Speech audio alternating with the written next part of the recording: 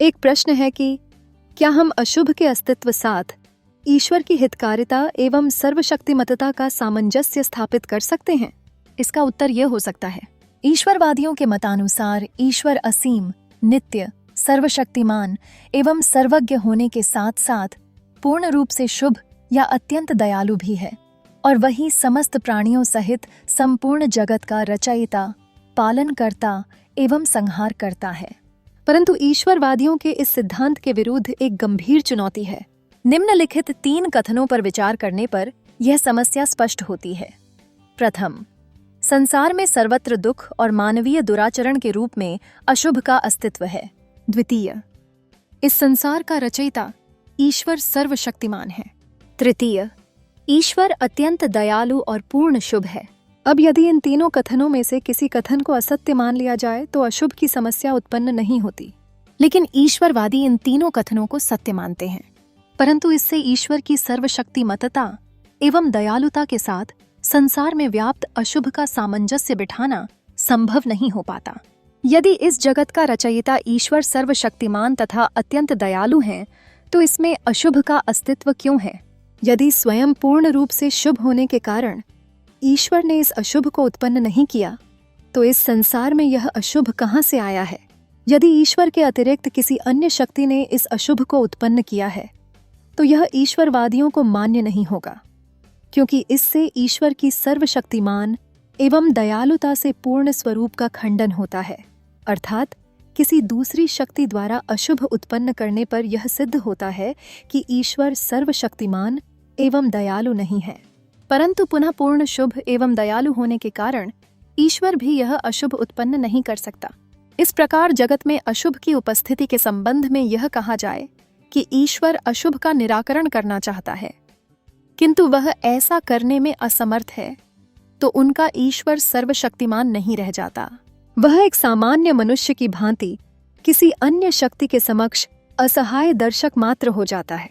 परंतु ईश्वर की सर्वशक्तिमत्ता बनाए रखने के लिए यदि ईश्वरवादी यह कहते हैं कि पूर्णतः समर्थ होते हुए भी वह अशुभ का निराकरण नहीं करना चाहता, तो निश्चय ही उसे अत्यंत दयालु तथा प्रेममय नहीं माना जा सकता। ऐसा ईश्वर एक शक्तिशाली, क्रूर, अत्याचारी मनुष्य के समान हो जाता है। उपर्युक्त उलझनपूर्ण दुविधा से बचने के लिए यदि ईश्वरवादी यह कहते हैं कि ईश्वर अशुभ का निराकरण करने में पूर्णतः समर्थ है और वह ऐसा करना भी चाहता है, तो उनसे यह पूछा जा सकता है कि फिर संसार में अशुभ का अस्तित्व क्यों बना रहता है? इस प्रश्न का भी वे संतोषजनक तथा युक्तिसंगत उत्तर नहीं दे पाते। वास्तव में ईश्वर को सर्वशक्तिमत्ता और दयालुता, इन दोनों की बनाए रखते हुए ईश्वरवादियों के लिए जगत में अशुभ के अस्तित्व की तर्कसंगत व्याख्या करना संभव प्रतीत नहीं होता। इस संदर्भ में अशुभ की समस्या के 2 प्रमुख पक्ष हैं। प्रथम पक्ष है सर्वशक्तिमान तथा अत्यंत दयालु, ईश्वर द्वारा रचित जगत में अशुभ का उत्पन्न होना, तथा दूसरा पक्ष है इस जगत में ईश्वर के होते हुए भी अशुभ के अस्तित्व का बने रहना। प्राचीन काल में एपिक्यूरस ने इस समस्या को उठाया था। मध्य युग में ऑगस्टाइन तथा एक्वाइनस, इन 2 ईश्वरवादी दार्शनिकों ने भी अशुभ की इस समस्या पर विचार किया था और अपनी ईश्वर विचारधारा के अनुरूप इसके कुछ समाधान भी प्रस्तुत किए थे।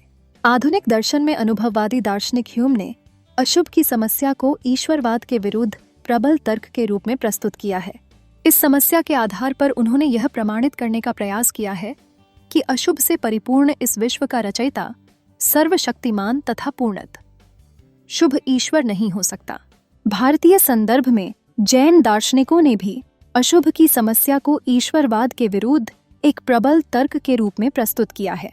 कुछ ईश्वरवादी दार्शनिकों ने स्वयं यह स्पष्टतः स्वीकार किया है कि अशुभ की समस्या उनके सिद्धांत के विरुद्ध निरीश्वरवादियों द्वारा प्रस्तुत एक गंभीर चुनौती है।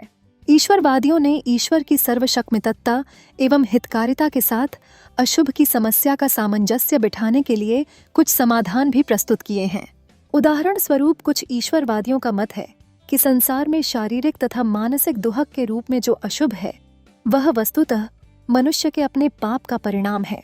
ईश्वर मनुष्य को उसके पापों का देने के लिए अशुभ उत्पन्न करता है, परंतु यह सिद्धांत उन बच्चों एवं पशु पक्षियों के दुख की व्याख्या करने में असमर्थ है जिन्होंने कोई पाप नहीं किया है।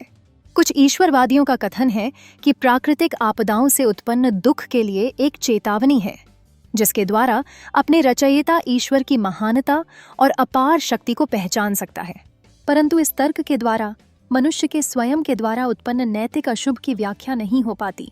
पुनः कुछ ईश्वरवादी यह मानते हैं कि शुभ को जानने और उसके महत्व को समझने के लिए अशुभ का होना अनिवार्य है, परंतु यह भी नैतिक दृष्टि से उचित नहीं है, क्योंकि इससे शुभ स्वयं अशुभ पर निर्भर हो जाएगा। पुनः चूंकि ईश्वर सर्वशक्तिमान है, अतः वह मनुष्य को अशुभ का अनुभव कराए बिना शुभ के स्वरूप और महत्व को समझने की क्षमता प्रदान कर सकता है। कुछ ईश्वरवादी दार्शनिक अशुभ को समस्या को एक भ्रम मानते हैं। वे इसकी वस्तुपरक सत्ता को स्वीकार नहीं करते, परंतु यह तो समस्या के समाधान के प्रयास के बदले समस्या को ही खत्म कर देने वाली बात लगती है। प्राकृतिक नियम के आधार पर इस जगत में व्याप्त अशुभ की समस्या का विश्लेषण का प्रयास किया जाता है, परंतु ईश्वरवादी स्वयं यह स्वीकार करते हैं कि ईश्वर सर्वशक्तिमान एवं जगत का रचयिता है। इसलिए यहाँ भी ईश्वर अशुभ के उत्तरदायित्व से नहीं बच पाता। अतः इस समस्या का हल कठिन है,